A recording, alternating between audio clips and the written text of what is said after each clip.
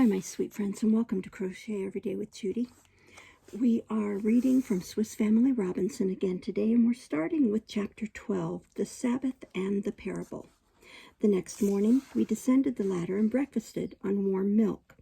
We served the animals also with their meal, and then we all sat down on the tender grass, the boys full of impatient curiosity, their mother absorbed in silent reflection, while I was penetrated with the most lively desire to impress upon the young minds of my children a subject I considered of the highest importance for their well-being, both in this world and in that which is to come.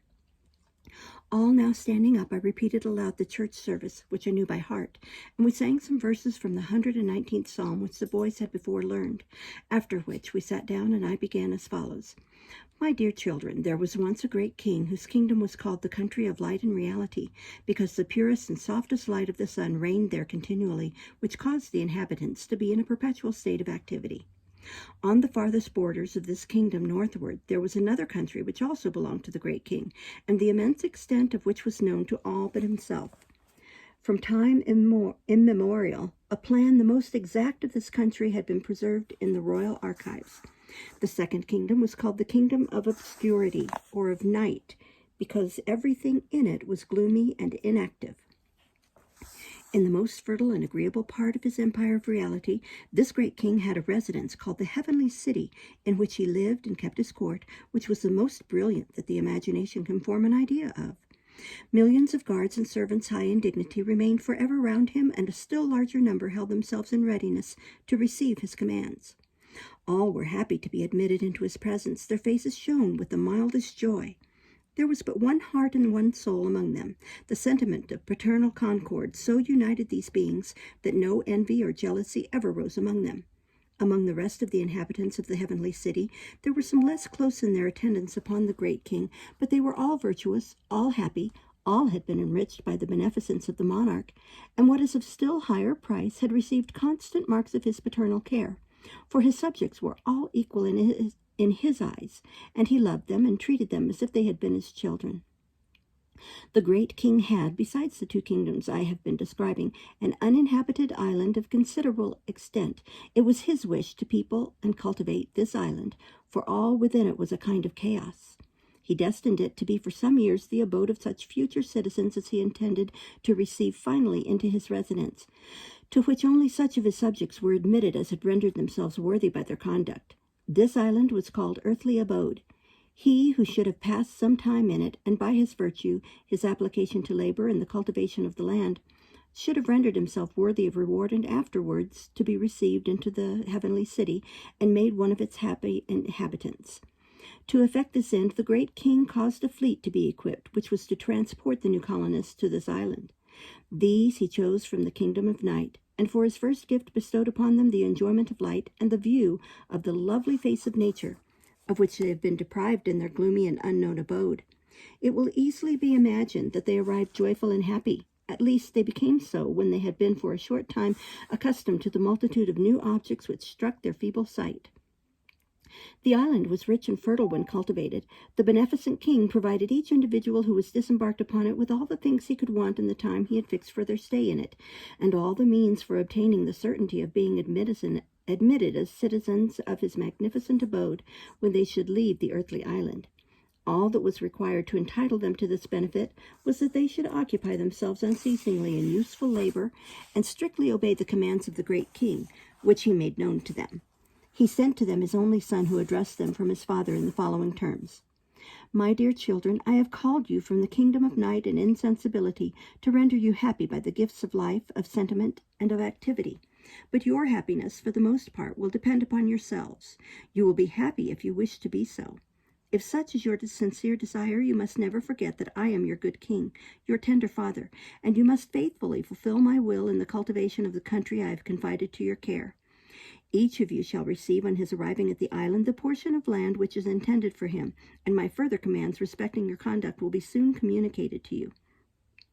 I shall send you wise and learned men who will explain to you my commands, and that you may of yourselves seek after the light necessary for your welfare, and remember my laws at every instant of your lives. It is my will that each father of a family shall keep an exact copy of them in his house, and read them daily to all the persons who belong to him. Further, each first day of the week I require to be devoted to my service. In each colony, all the people shall assemble together as brothers in one place, where shall be read and explained to them the laws contained in my archives.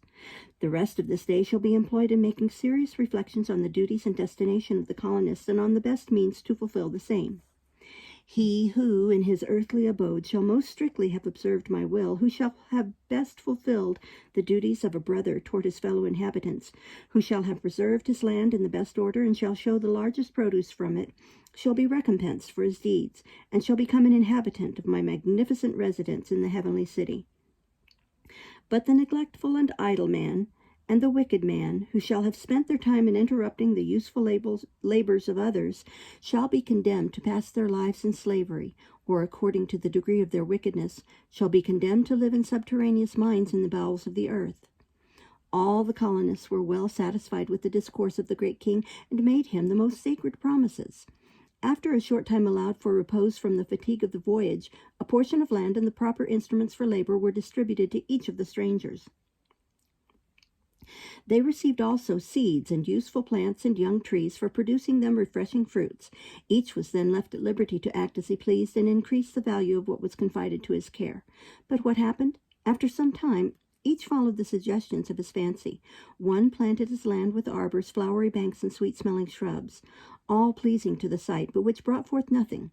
Another planted wild apple trees instead of the good fruit, as the great king had commanded, contenting himself with giving high-sounding names to the worthless fruit he had caused to be brought forth.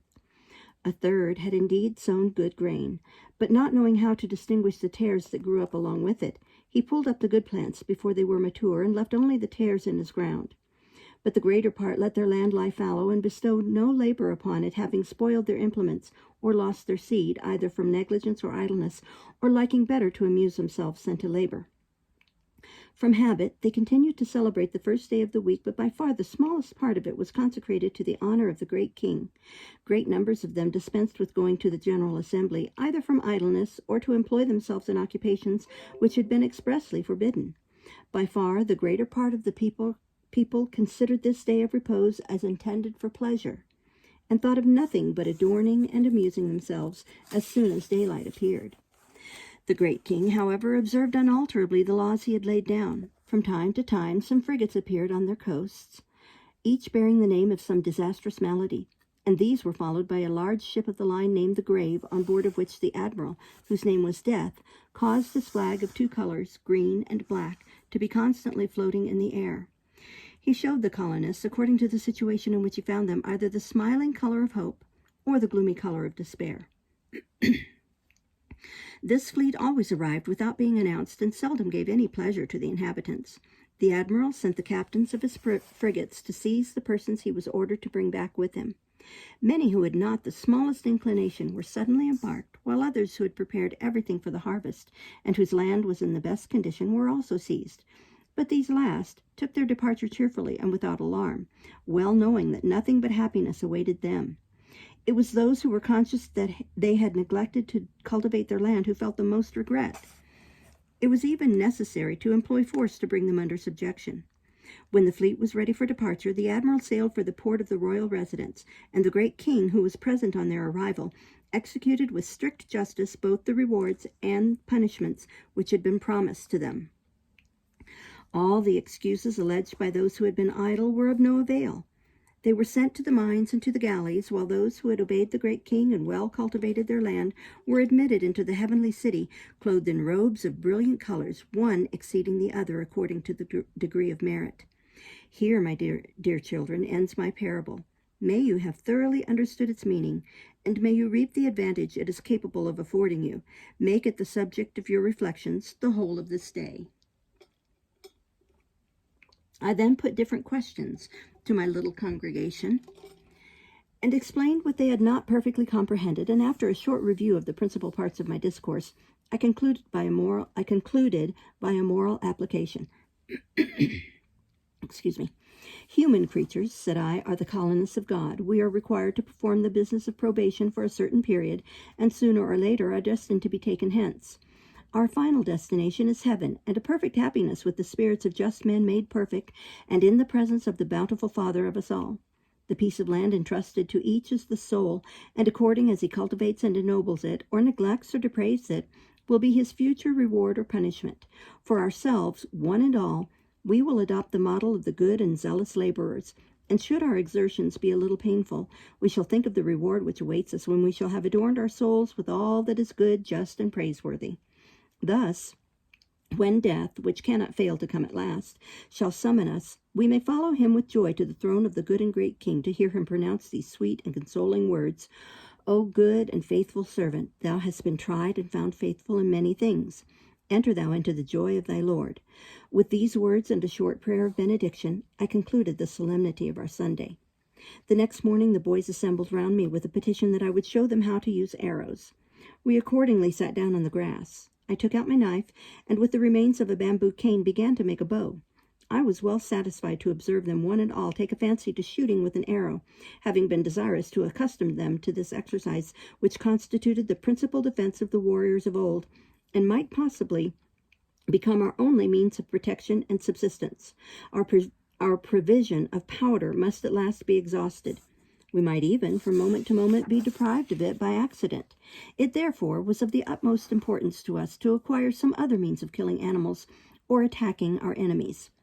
While I was silently reflecting on the subject, employed in finishing a bow, Ernest, who had been observing me for some time, slipped suddenly away, and Fritz, coming up at the same moment, with the wetted skin of the tiger cat in his hand, I paid no attention to the circumstance. I began my instructions to my eldest boy respecting the trade of a tanner. I told him the method of getting rid of the fat of the skin by rubbing it over with sand and placing it in running water till it had no longer any appearance of flesh or any smell. Next, to rub it with soft butter to make it supple, and then to stretch the skin in different directions, and also to make use of some eggs in the operation, if his mother could spare them. You will not at first produce such excellent workmanship as I have seen of this kind from England, but with a little patience, regretting neither your time nor your labor, you will have completed some decent-looking cases which will give you the more pleasure from being the work of your own hands. At this moment we heard the firing of a gun, which proceeded from our tent in the tree, and 2 birds at the same time fell dead at our feet. We were at once surprised and alarmed, and all eyes were turned upward to the place. There we saw Ernest standing outside the tent, a gun in his hand, and heard him triumphantly exclaiming, catch them there! I have hit them, and you see I did not run away for nothing." He descended the ladder joyfully and ran with Francis to take up the 2 birds, while Fritz and Jack mounted to our castle, hoping to meet with the same luck. One of the dead birds proved to be a sort of thrush, and the other was a very small kind of pigeon, very fat and of a delicious taste. We now observed for the first time that the wild figs began to ripen, and that they attracted these birds. I foresaw, in consequence, that we were about to have our table furnished with a dish which even a nobleman might envy us. I gave the boys leave to kill as many of them as they liked. I knew that half roasted and put into barrels with melted butter thrown over them, they would keep a long time and might prove an excellent resource.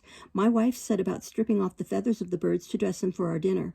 I seated myself by her side and proceeded in my work of arrow making. Thus finished another day. Supper ended and prayers said, we ascended the ladder in procession, and each got into his hammock to taste the sweets of a tranquil sleep. Chapter 13. Conversation and a Walk. Jack had finished the trial of his arrows. They flew to admiration, and he practiced his new art incessantly. Little Francis waited with impatience for the moment when he should try also, and followed with his eyes every stroke I made. But when I had finished my bow, and prepared some little arrows for him, I must next undertake to make him a quiver. I took some bark from the branch of a tree, which came off in a round form, and folding the edges over each other, I stuck them together with some glue produced from our soup cakes. I next stuck on a round piece to serve for the bottom, and then tied to it a loop of string, which I hung round his neck. He put his arrows into it, and quite happy took his bow in his hand, and ran to try his skill by the side of his brother. Fritz had also cleaned and prepared his materials for the cases, when his mother summoned us to dinner. We cheerfully placed ourselves under the shade of our tree round the table I had manufactured. At the end of the repast I made the following proposition to the boys, which I was sure would give them pleasure. "What think you, my good friends," said I, "of giving a name to the place of our abode and to the different parts of the country which are known to us? I do not mean a general name to the whole islands, but to the objects we are most concerned with." They all exclaimed joyfully that the idea was excellent. "Father," We shall naturally begin with the bay by which we entered this country. What shall we call it? What say you, Fritz? You must speak first, for you are eldest. Fritz, let us call it Oyster Bay. You remember what quantity of oysters we found in it. Jack, oh no, let it rather be Lobster Bay, for you cannot have forgotten what a large one it was that caught hold of my leg and which I carried home to you. My wife, my advice would be that out of gratitude to God who conducted us hither to safety, we ought to call it Providence Bay or the Bay of Safety. Father, these words are both appropriate and sonorous and please me extremely, but what name shall we give to the spot where we first set up our tent? Fritz, let us simply call it Tent House. Father, that will do very well, and the little islet at the entrance of Providence Bay in which we found so many planks and beams that enabled us to make our bridge, how shall it be named?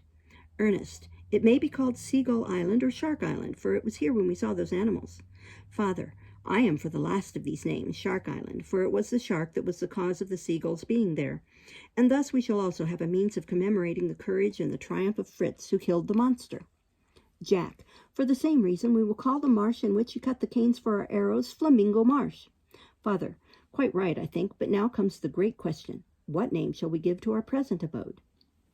Ernest, it ought to be called simply Tree Castle. Fritz, no, that will not do at all. That is the same as if when we wanted to name a town, we called it the town.